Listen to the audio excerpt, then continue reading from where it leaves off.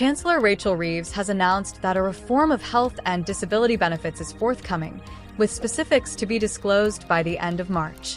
She highlighted the pressing need to address persistent issues, particularly the rising costs associated with these benefits.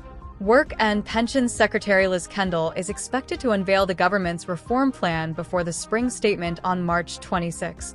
Reeves acknowledged the tough choices involved in her budget to ensure stability, while criticizing the opposition for failing to provide viable alternatives. She stated, "I understand that responsibility comes with costs, but the costs of irresponsibility would have been much greater. The opposition knows this too. Since October, they have offered no alternatives to the challenges we face or to restoring economic stability and promoting growth."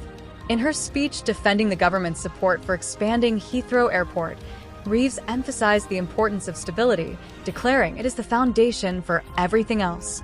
She asserted, "Economic stability is essential for growth.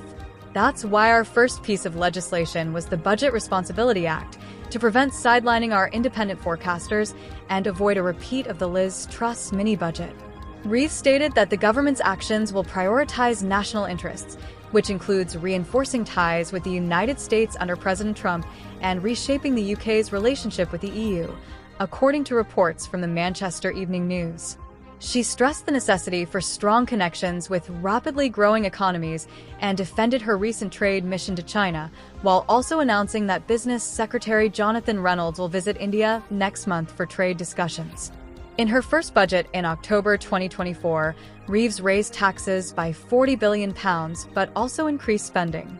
This included hikes in employers' national insurance contributions and adjustments to debt rules to enable more borrowing. The budget outlined Labour's commitment to enhancing the UK's schools and NHS, with increased funding over the next 5 years. Nonetheless, the Chancellor reiterated the importance of fiscal responsibility, promising to uphold election commitments to avoid tax increases for working people.